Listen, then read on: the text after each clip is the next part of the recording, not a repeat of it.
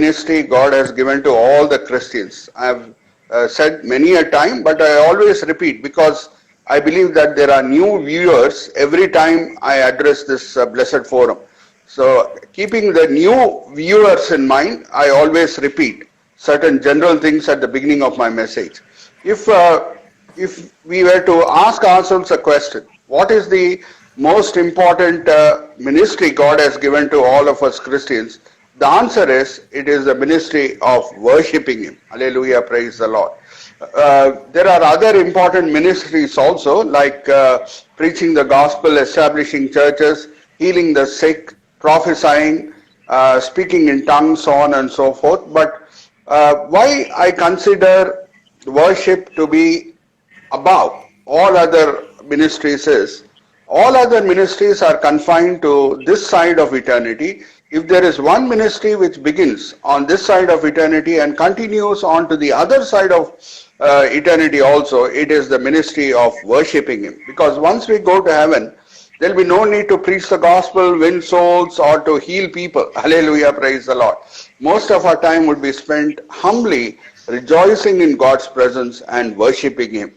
And when it comes to worshipping the Lord, more than worshipping the Lord for the blessings which He pours into our lives, we need to worship Him just for what He is. He is a good God. Hallelujah, praise the Lord. He is a good God. I always remind you of the conversation between Moses and God in Exodus chapter 33, verses 18 and 19. I repeat, Exodus chapter 33, verses 18 and 19. What does it say? It says Moses wants to see God's glory. And how does God respond? Exodus 33, verses 18 and 19.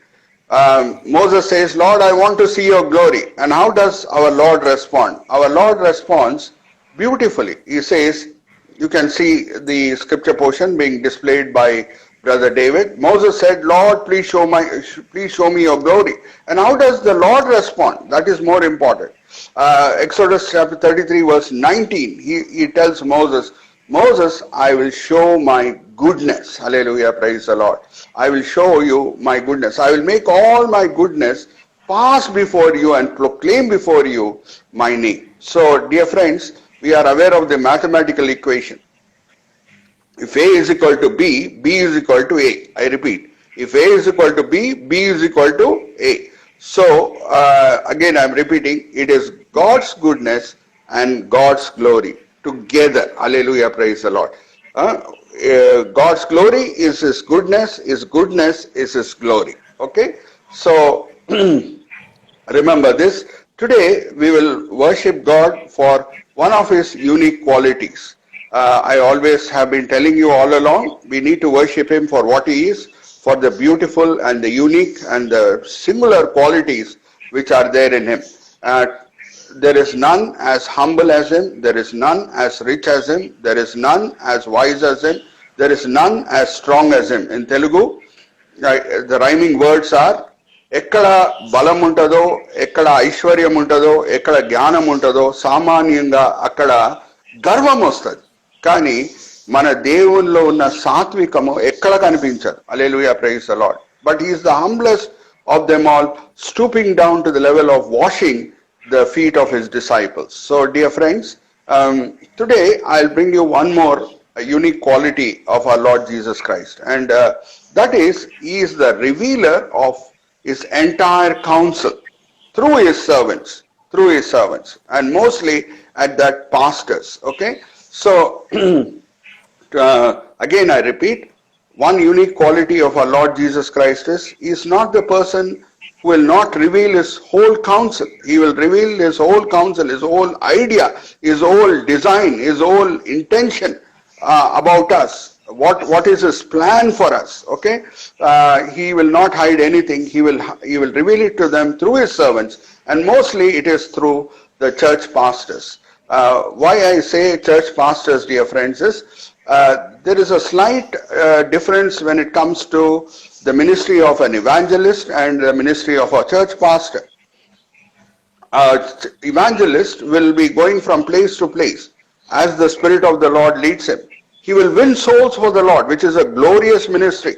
But next what he will do is, he will appoint pastors at that place, like Apostle Paul and Barnabas did, and then go on to yet another place which the Spirit of the Lord leads him to. You can read that in Book of Acts chapter 13 verses 22, Book of Acts chapter 14 verses 22 to 23. I repeat, you should know the difference between the ministry of an evangelist and the ministry of a pastor.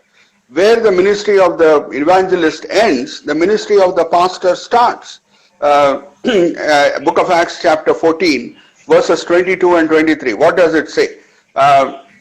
After Paul and Barnabas are winning souls, they are appointing pastors for the church and going on to yet another place where the Spirit of the Lord is leading them. I'll just read it out for you, what Brother David has displayed for us. Strengthening the souls of the disciples, encouraging them to continue in the faith, and saying that through many tribulations we must enter the kingdom of God. The new converts, they are strengthening them in their faith just before their departure. And let's come to verse 23. What does it say? Verse 23.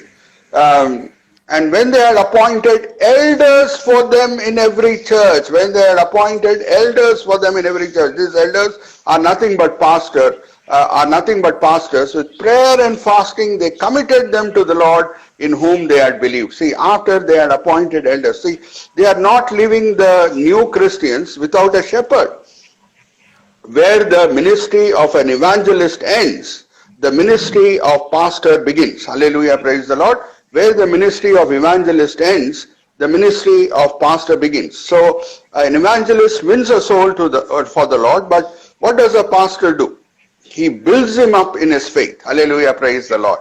A pastor builds up the new believer in his faith, facilitating in the process of a new believer being transformed into Christ-like image. Hallelujah, praise the Lord.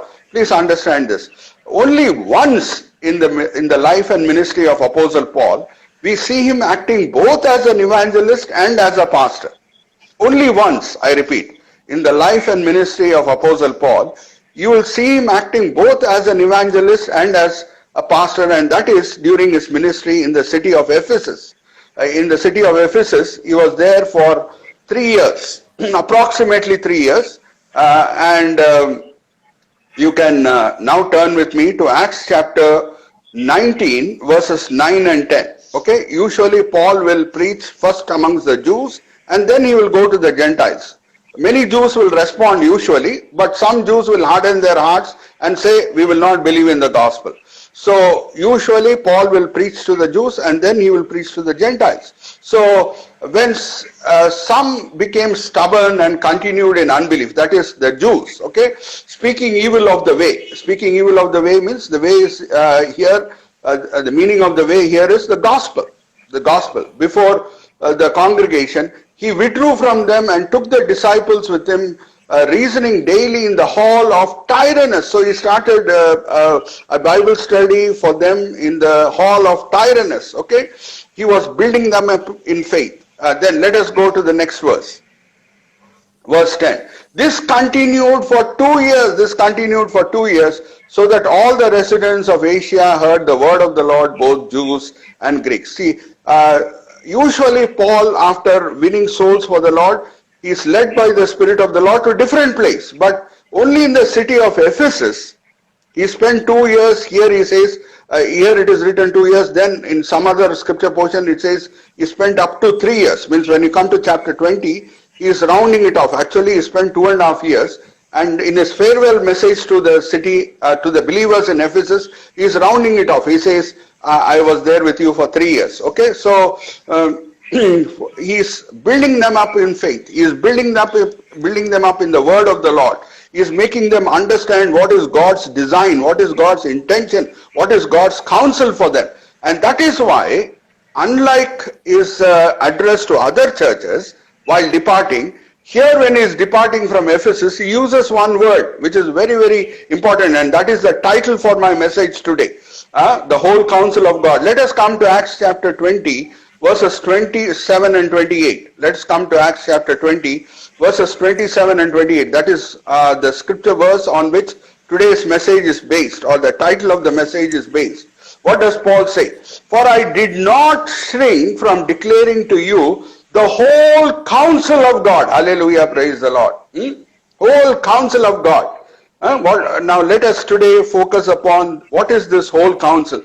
Pay careful attention to yourselves and to all the flock in which the Holy Spirit has made you overseers to care for the church of God which he has obtained with his own blood. I have declared to you the whole counsel of God. So dear friends, especially those who are in musical background, if I were to ask you one question, tell me what is the Sapta Swaralu? Okay, in Telugu it is Sapta Swaralu, in English it is octet. You will tell me, there are worship leaders in this group, and you will tell me, uncle, it is Sare Gama Paga Nisa. Sare Gama Paga Nisa. That is the octet, means it starts with Sa and again ends with Sa. So it is also called as Sapta Swaralu. Here when it's Sapta Swaralu, it is Sare Gama Paga Ni, that's all. I mean, not Sa is not included. But in English, Sa is once again included, and that is why in native language it is Sapta, means 7, whereas in English they say it is octet. Now why am I talking about this? Why I am talking about this is, you take any song in the entire world, you take any song in the entire world, it has to fit into this Sapta Swaralu or into the octet, that's all. It has to rotate around this 7 tunes or this 8 tunes, Sare Gama Paga Nisa. It cannot go outside it. And similarly, dear friends, any Christian preaching or teaching, any sermon, it has to fit into 3 main Christian doctrines. Okay? Again I repeat, any preaching, any teaching, any sermon has to fit into only 3 Christian cardinal doctrines. Just like any song has to fit into Sare Gama Paga Nisa, similarly, any preaching, teaching in the church, any Christian theology has to revolve around these 3 cardinal Christian doctrines. What are they? I repeat, I'll tell you what they are. First is justification. Justification. A person receives the Lord, he becomes a Christian, he repents and becomes a child of God. First is justification. Second is sanctification. This person becomes molded into Christ-like image. He becomes more and more Christ-like. And third is glorification. That is, either Christian dies and goes to heaven, or Jesus comes and transports him to the mid-sky. And that process is called the rapture. That is the blessed hope of every Christian. See, again I repeat, only 3 doctrines: justification, sanctification, and glorification. So let us look into these 3 doctrines in greater detail. What happens during justification stage? What happens during sanctification stage? And what is going to happen during the glorification stage? And are there signs which are portending, which are showing, which are symbolizing that rapture is going to take place soon? We will look at that. Okay? So firstly, justification. Justification. Dear friends, those of you who use Microsoft Word, I use Microsoft Word very often. Sometimes we are in a hurry to type matter. We will type, the matter very fast. We will not give gap between the paragraphs also, and the whole matter will not be properly aligned. We type it very fast in Microsoft Word. I do it sometimes, but there is an escape route for it. There is a solution when the matter is not aligned. What do? We immediately block that matter and go to the justify icon. Is it not? We block that matter which is not perfectly aligned, go to the justify icon and press on it. And immediately the matter becomes aligned. Hallelujah, praise the Lord. That is justification. Similarly, our lives are not aligned to God's will right from our birth. That's what the Bible says in Romans chapter 3 verse 23. I repeat, Romans chapter 3 verse 23. All have sinned and fallen short of God's glorious ideal. Romans chapter 3 verse 23. All have fallen short of God's glorious ideal. All have sinned. Include the brother David has displayed for us. All have sinned and fallen short of the glory of God. And Jesus is addressing a Pharisee in John's Gospel, chapter 3, verses 1 to 3. His name is Nicodemus. Nicodemus was well known for his teaching. He was a Pharisee. He was a respectable person in the society. He was obedient to the law. But even to Nicodemus, what does Jesus say in John's Gospel, chapter 3, verse 3? Unless you are born again, you cannot enter the kingdom of God. Jesus answered him, truly, truly, I say to you, unless one is born again, he cannot see the kingdom of God. That is justification. We are all born with that rebellious Adamic nature, which does not want to submit itself to God's will. What was the sin of Adam and Eve? It was not murder, it was not adultery, it was not theft, it was not telling lies. But it was not idol worship. So what was the main sin of Adam and Eve in the Garden of Eden? By eating that fruit, they were conveying a message to God, not through their words, but through their actions. Lord, this is our life, we want to live as we want. This is our life, we want to live as per our terms. That is the most fundamental sin, wanting to live on our own terms. See, we owe our bodies to God. We owe our spirit to God. We owe our creation to God. We owe this world in which we are living to God. We are like tenants. He is like the landlord. He has greater right on us than we have on ourselves. So we need to submit ourselves to God's will. What did Adam and Eve do? They said, through their actions, Lord, this is our life, we want to live as per our terms. That is the fundamental sin, and everybody is born with that same nature, rebellious nature, Adamic nature, which does not want to submit itself to God's will, which does not want to come in alignment with God's will. And that happens only when we are born again. Hallelujah, praise the Lord. That time, God gives us the new spirit, a spirit which Jesus has. There is yet another name for Jesus in 1 Corinthians chapter 15 verse 45. 1 Corinthians chapter 15 verse 45. It says Jesus is the final Adam. There is the first Adam who is also called the Son of God. In Luke's Gospel chapter 3 last verse, Adam is also called Son of God, whereas Jesus is also called Son of God. We all know he is called the final Adam. What is the difference between first Adam and final Adam? First Adam did not submit himself to God's will. The final Adam submitted himself to God's will, even if it meant suffering horribly on the cross. Hallelujah, praise the Lord. First Adam did not submit himself to God's will when all the circumstances were favorable. No sweating in Garden of Eden. No hunger in Garden of Eden. Nobody is crucifying him in Garden of Eden. Everything is comfortable in Garden of Eden. At that time, first Adam disobeyed, did not submit himself to God's will. What about final Adam? Nothing is favorable to him. He is on the cross. He is suffering. Excruciating agony is suffering. And at that time also, he is submitting himself to God's will. He is obedient to God. That is the difference between first Adam and the final Adam.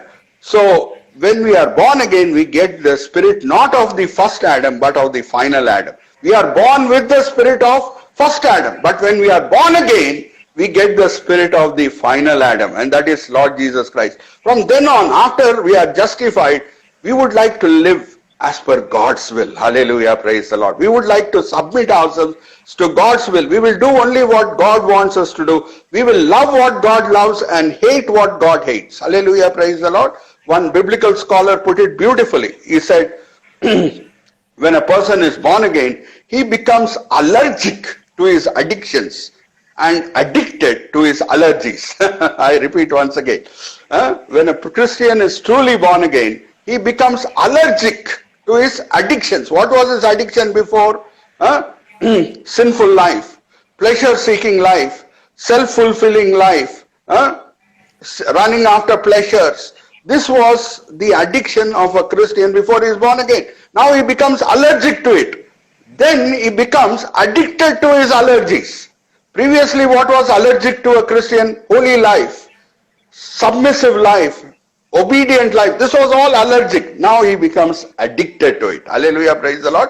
That is the beautiful creative definition of being born again. You become addicted to your allergies and you become allergic to your addictions. Okay, so dear friends, that is what happened to early Christians on the day of Pentecost when Peter preached to them. The Holy Spirit convicted them, and that day there was no altar call also. If you look at the great crusades of Dr. Billy Graham and great evangelists, usually after preaching the gospel, they give the altar call. Anybody who wants to accept Jesus Christ now, please come forward. We will make the confessional prayer and accept Him as Lord and Savior. Please come forward. That is the altar call given at the end of most of the great crusades of great evangelists like Dr. Billy Graham. But on the day of Pentecost, what happened? No altar call also. Hallelujah, praise the Lord. So much the Holy Spirit convicted the Jews to whom Peter preached on the day of Pentecost. They are coming on their own without any altar call. Let us look at Acts chapter 2, verses 37 and 38. Acts chapter 2, verses 37 and 38. What does it do? Was there any altar call on the day of Pentecost? On the day the gospel was preached for the first time by the apostles?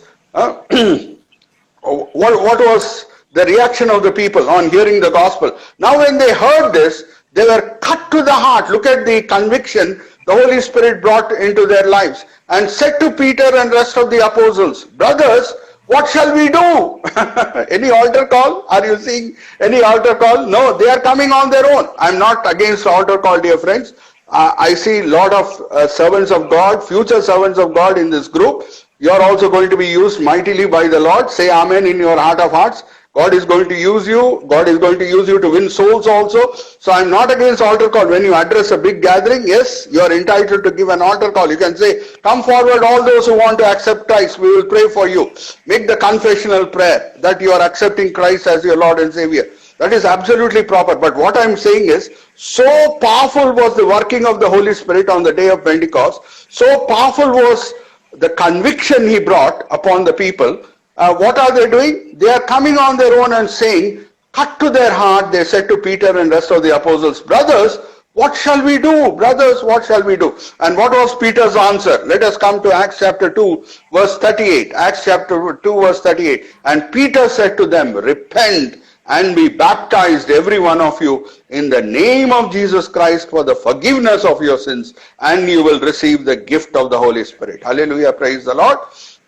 Moment you accept Jesus as, moment you repent and accept Jesus as the Lord and Savior and you are baptized, His blood cleanses you of your heart, making your heart a fit abode for the Spirit of God to come inside. So you become the temple of God from the moment you are born again, because the Spirit of the Lord, the Holy Spirit, comes inside and is making you into His temple. Hallelujah, praise the Lord. This is justification process. That is, a person whose life is not aligned with God's will, he repents, accepts Jesus as his Lord and Savior, and his life becomes aligned now with God's will. Hallelujah, praise the Lord. So that is justification. That is justification.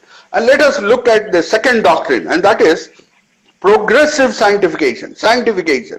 Now, whoever becomes a Christian, what does God want of him? God wants that person to be transformed into His Son's image, into Jesus' image.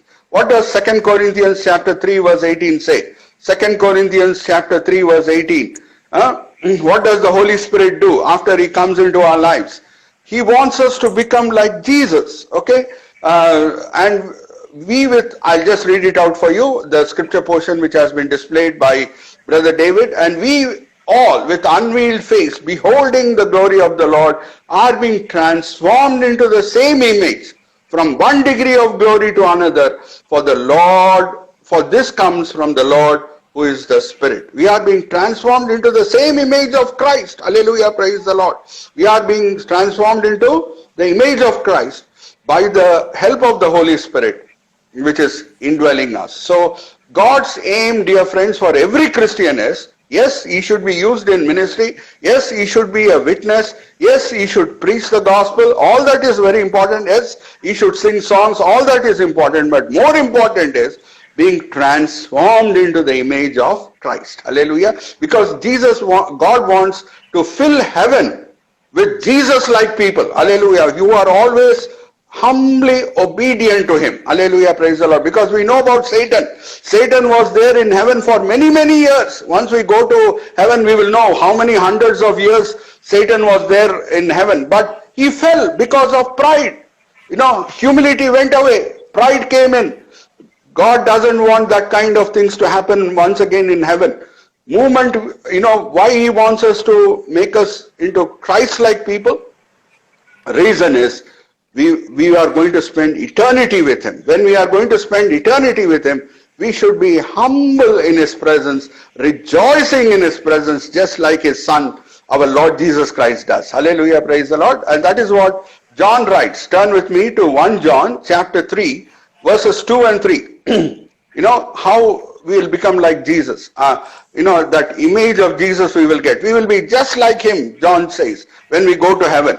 That process has already started in heaven. That process has already started in earth. 1 John chapter 3. 1 John chapter 3, verse 2 and 3. I repeat once again. 1 John chapter 3, verses 2 and 3.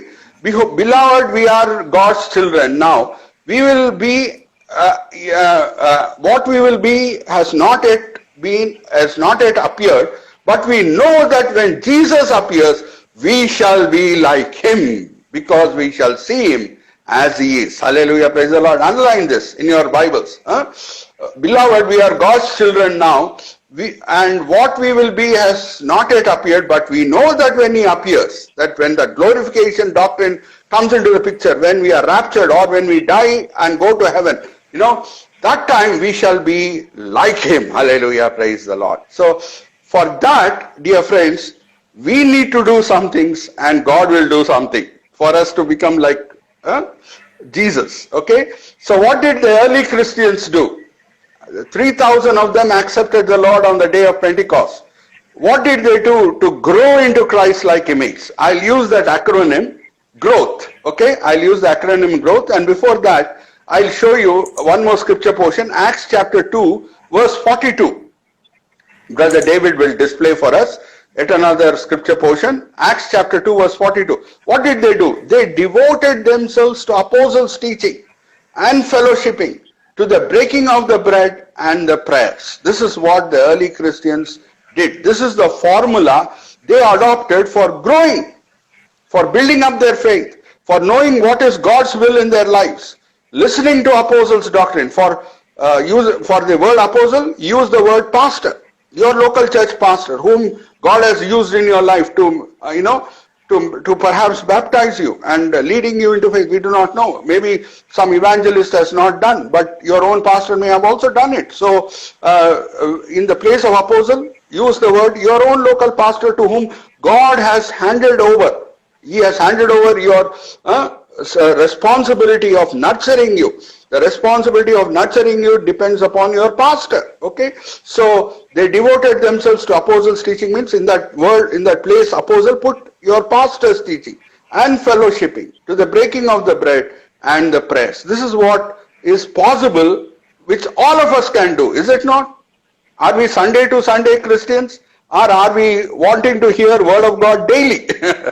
Are we worshipping the Lord only on Sundays, or are we worshipping Him daily? Are we praying as a body of Christ only on Sundays, or we want to pray daily?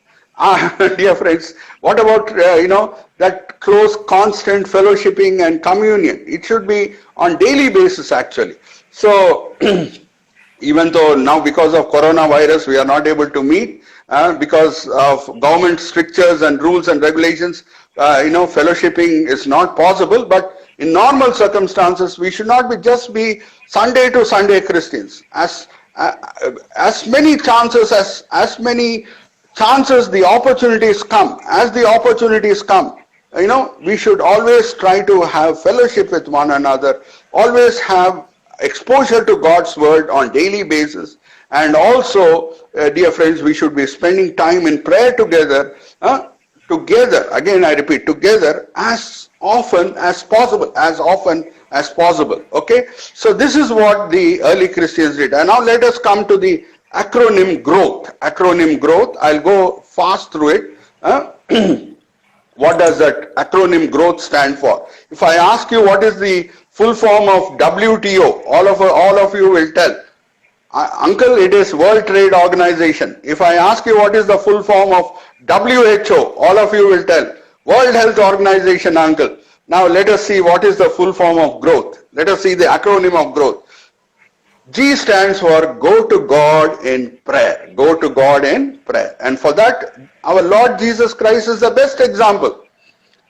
Mark's gospel is also called as the busy gospel because the word immediately is used 42 times in Mark's gospel. Hallelujah, praise the Lord. How many times the word immediately is used in Mark's gospel? 42 times. Immediately Jesus went from here to there. Immediately Jesus went there. Immediately Jesus went there. 42 times. It's called the busy gospel. But even in that busy gospel, when you read Mark's gospel chapter 1 verse 35, what does it say? It says, early in the morning, Jesus went to a solitary place and prayed. Hallelujah, praise the Lord.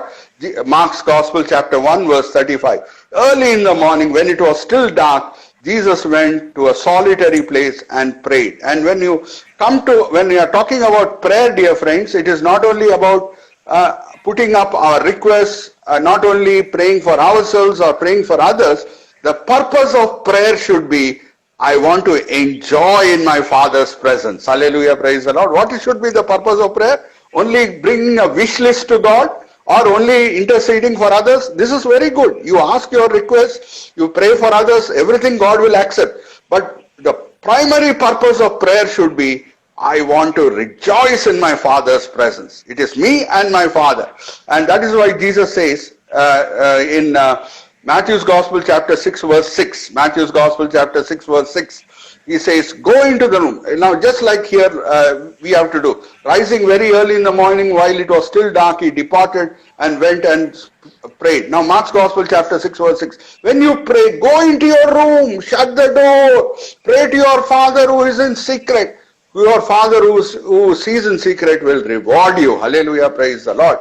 Don't open your cell phone. Don't open your smartphone as soon as you get up and see what are the WhatsApp messages, what is there in Facebook. Please don't do that.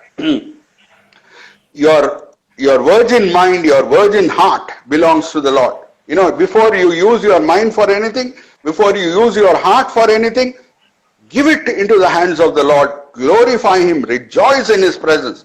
Just like our Lord Jesus Christ did. Okay? So, first is go to God in prayer. The purpose of prayer should be to rejoice in His presence. Don't give excuses. I'm busy, I'm that, I'm this, I have to do business, I have to go to office, so on and so forth. Who has given you the office? Who has given you the business? Who has given you a job? It is God. Give Him first preference in your life. And even me, as a servant of God, I cannot say, Lord, first I have to do ministry, Lord. Somebody has called me for prayer in their house. I want to go to their house and pray. No, who has given me the ministry? The Almighty God. Hallelujah, in Jesus' name. So, even pastor, even servants of God, for us, more than ministry, our time with God is more important. Hallelujah, praise the Lord. Rejoicing in His presence. So first is go to God in prayer. Second, let's come to R, and that is reading God's word. Reading God's word. Dear friends, John's Gospel chapter 1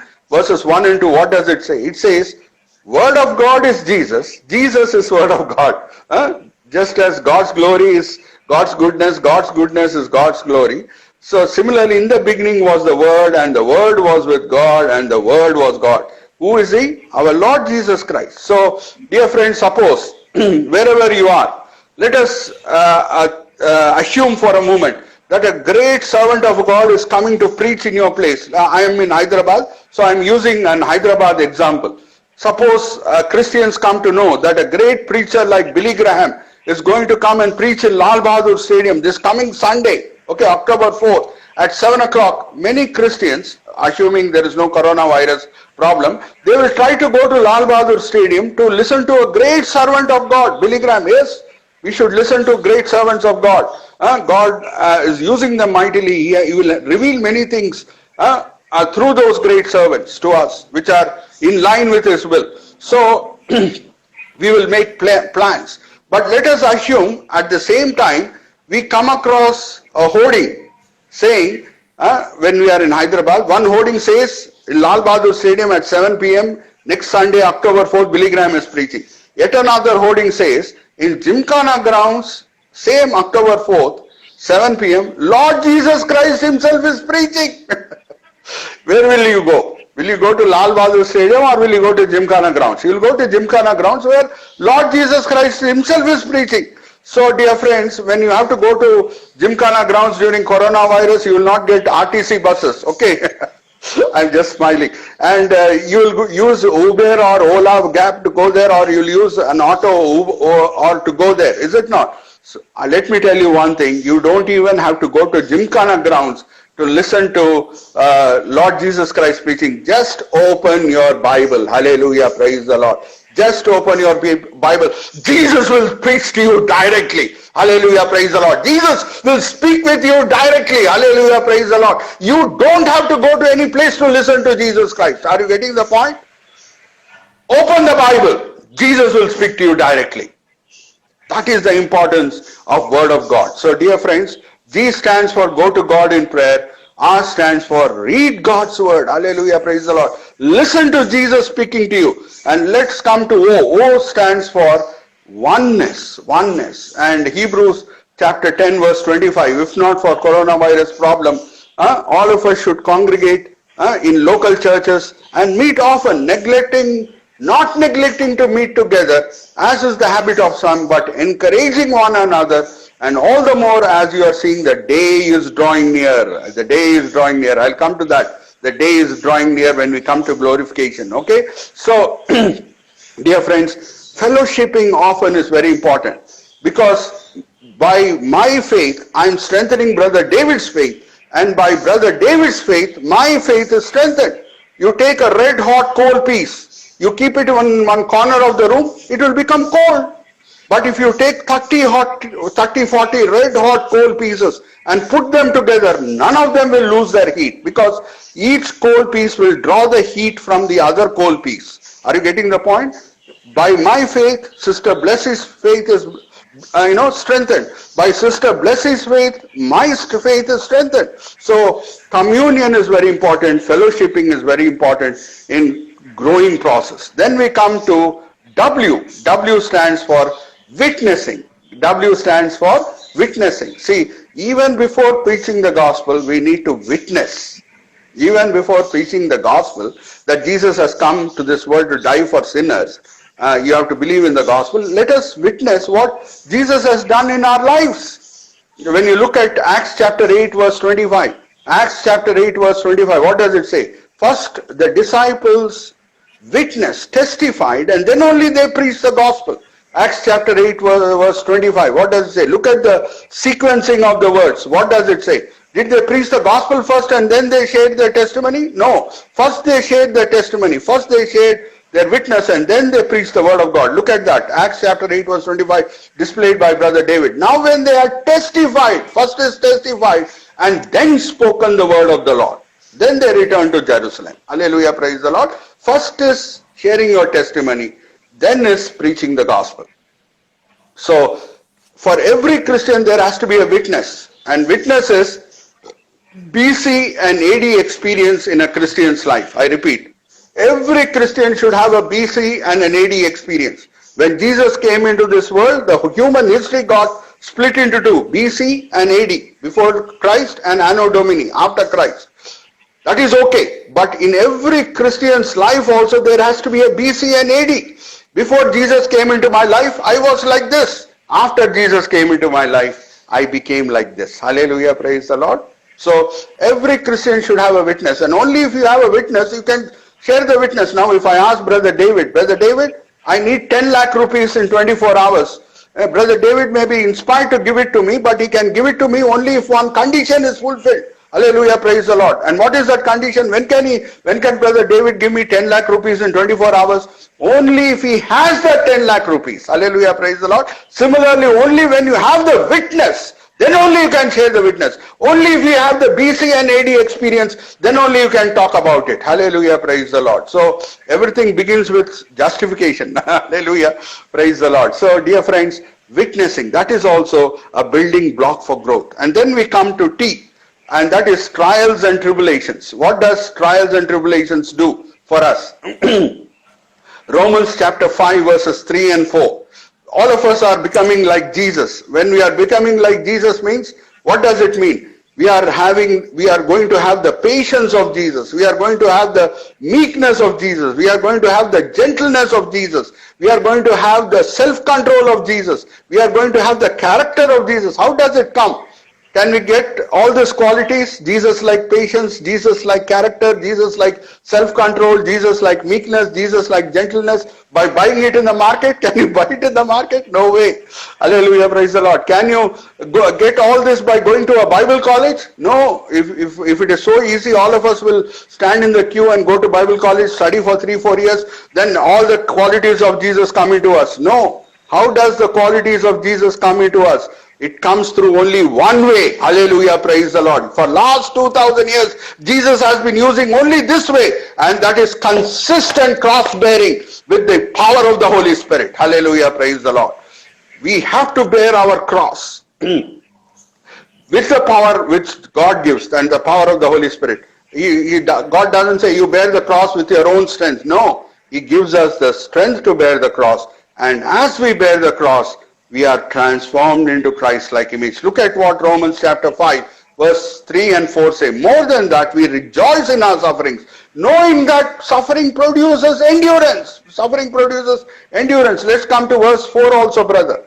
Let's come to, and endurance produces character, and character produces hope. Hallelujah, praise the Lord. So, dear friends, prayer, Bible reading, church going, church fellowshipping, and the fourth one, witnessing, all this you can do also ritualistically. I am telling you, as a duty you can do, but cross bearing you can do only if you love the Lord. Hallelujah, praise the Lord. Prema annitini ochunu, annitini sahinchunu, annitini bharinchunu. Hallelujah, praise the Lord. Let me repeat once again.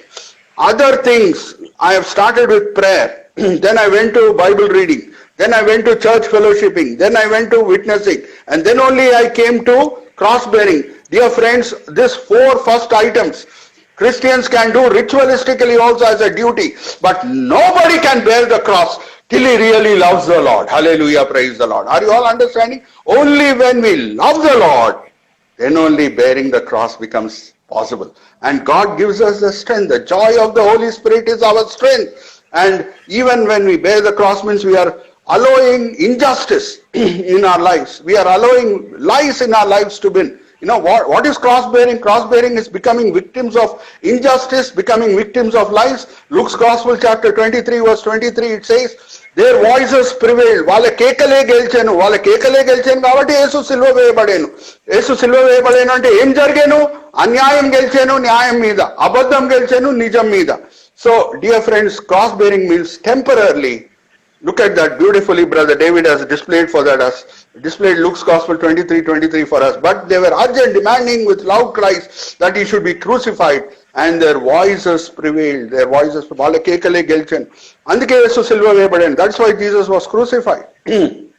So dear friends, cross-bearing means God sometimes in His wisdom, He allows some circumstances in our life. I repeat, God in His wisdom sometimes allows some circumstances in our lives wherein we become victims of injustice, we become victims of lies. At that time, we should not go for tit for tat policy. We should not go for retaliation. వాడు నన్ను ఒక దెబ్బ కొడతాడా, నేను 2 దెబ్బలు కొడతాను. No, hands of the Father. Who will fight for you? Who will administer justice on your behalf? Okay, so that is cross-bearing, and that produces Christ-like character in us. And finally, H is heaven. Finally, H stands for in the growth process. When you go through all this, finally you will go to heaven. 1 Corinthians 2:9. What does it say? For those whom God loves, He has prepared certain things which no eye has seen, no ear has heard, and no heart has ever imagined. As it is written, what no eye has seen. I am reading it out for you, what Brother David has displayed. Nor ear heard, nor the heart of man imagined. God has prepared for those who love Him. Hallelujah, praise the Lord. We'll go to heaven at the end of the sanctification process. And now I am coming to glorification. I'll just spend quick time because we are running short of time. Dear friends, glorification is the blessed hope all of us have. Titus chapter 2 verse 13. What does it say? Titus chapter 2 verses 13.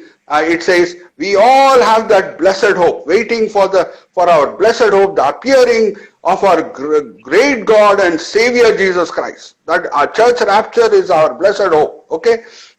From early church time onwards, they used to wish one another as Maranatha. Whenever we meet now, we are saying praise the Lord. In the early church, they used to say Maranatha, means Jesus is coming soon. Okay? So that is the blessed hope. And what are the signs which are pointing towards that blessed hope? I want to bring before you. After the church is raptured, the 7-year tribulation period will start. I repeat, after the church gets raptured, the 7-year tribulation period will start. That time, Antichrist will be ruling the world. He will appear like a global peacemaker to start with. He will appear as a global problem solver to start with, to win over the hearts of the people. He will appear innocent. But after 3.5 years, he will show his true colors. He will say, see, everybody has to worship me. He will utter blasphemies against God. Okay? So, listen to me very carefully. When he is ruling the world, he will insist that everybody take a microchip implantation in the right hand or in the forehead. In the right hand or in the forehead, so that he'll have all the personal data about us. And at that time there will be food shortage also because of tribulation. Lot of natural calamities will take place. Antichrist will say, I want to do food rationing, food distribution equally. So I want to know how much each person is buying food. So all the data I should have. So when he is going to the market, he should he should tell how many kgs of rice, how many kgs of dal he is buying. All that is recorded in the microchip, and that goes to the data center, perhaps in Silicon Valley, and Antichrist will accordingly distribute the food. Okay, so he will insist. Let us look at Revelation chapter 13, verses 16 and 17. Revelations chapter 13, verses 16 and 17. And also it causes all, both small and great, both rich and poor, both free and slave, to be marked on the right hand or on the forehead. Right hand or forehead, they should have that chip implantation. Without that, they cannot do any business. They cannot even buy groceries. Let us come to verse 17. Let us come to verse 17. What does verse 17? So that no one can buy or sell unless he has the mark. Nobody can buy even food also. So, in that 7-year tribulation period after the church is raptured, dear friends, Antichrist will insist that the mark should be there on the right hand or on the forehead. So people will be going to the market, they will have to show their forehead that they have implanted the microchip. They will show their right hand that microchip is implanted. So now what I am focusing upon is the technology of microchip implantation has already come. So if tribulation is appearing nearer, that means rapture is much more near. Hallelujah, praise the Lord. Microchip implantation has come in Sweden.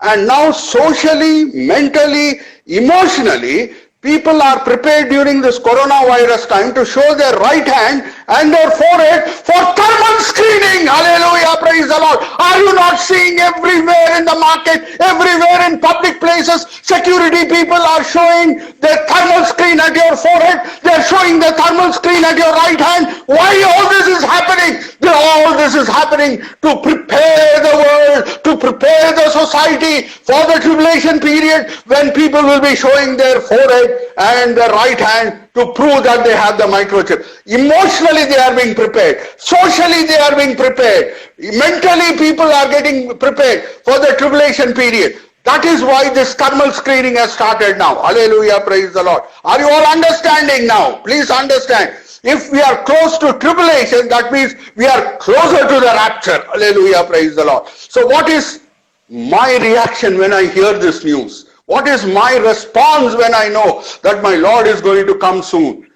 Dear friends, we should all see Acts 9:31, whether it is applying to us. Acts chapter 9 verse 31. It says about the early Christians, they walked in the fear of the Lord and in the comfort of the Holy Spirit. Hallelujah, praise the Lord. When you know that there is comfort of the Holy Spirit, joy of the Holy Spirit, peace of the Holy Spirit in your heart, then you know all is well between you and God. Hallelujah, praise the Lord. Acts chapter 9 verse 31. So the church throughout all Judea, Galilee and Samaria had peace and was being built up and walking in the fear of the Lord and in the comfort of the Holy Spirit. They multiplied. So each Christian, David for himself, Sister Blessy for herself, Suresh Manoharan for himself, Brother Shalem for himself, they should introspect, they should conduct a self-examination whether this Acts 9:31 is applying to me. Am I walking in the fear of the Lord? Am I having the comfort of the Holy Spirit? I will not have comfort of the Holy Spirit if I am disobedient. If I displease the Lord in any area of my life, I will lose at least temporarily the comfort of the Holy Spirit. I have walked with the Lord for 37 years. Whenever I have compromised on morality, on ethics, temporarily I lose the joy of the Holy Spirit, the comfort of the Holy Spirit. Then I repent, I say, Lord, I'm sorry. Again, the joy of the Holy Spirit comes back. So dear friends, Acts chapter 9 verse 31. Are we walking in the fear of the Lord and in the comfort of the Holy Spirit? That is the question we need to ask ourselves, because any time the last trumpet can be blown and we will all be raptured. At that point of time, once Jesus is rapturing us, we should not be having improper relationship with him. Once our names are written in Lamb's Book of Life, we will get raptured, yes. But we should be like Prophet Noah. We should not be like Lot. Noah was saved from the flood. Lot was saved from fire in Sodom and Gomorrah. Noah was prepared. Lot was not prepared. Again I repeat, both of them got saved. Both of them escaped. From the flood, Noah escaped. From fire, Lot escaped. Noah was ready. Lot was not ready. Are you getting the point? So, dear friends, we should be like ready Christians. Seeing whether Acts chapter 9 verse 31 is applicable to our lives or not. Already thermal screening has started. Already people are looking at the forehead and at the right hand. This is symbolizing what is going to happen in tribulation time. I repeat, this thermal screening during coronavirus time, it is symbolizing what is going to happen in tribulation time. I repeat. So, dear friends, I am closing my message here. Glorification doctrine. Are we ready to be lifted up when the last trumpet is blown? Are you with me? So we'll say the closing prayer and close. Father in heaven, once again we praise and thank thee, O Lord, for this time which you have given to us to gather here in the forum of salvation in Christ. And Lord, what all you have taught us today, enable us to be not only be hearers but also doers. In Jesus' holy precious name we pray. Amen. So the three doctrines, dear friends, let me sum up. Justification, sanctification, glorification. Under sanctification, G stands for go to God in prayer, R, read God's word, O, oneness, W, witness, T, trials and tribulations, H is heaven. Okay? So have a blessed time, stay safe, stay secure, till we meet again next week. Maranatha, Maranatha. Jesus is coming soon. Hallelujah. Praise the Lord.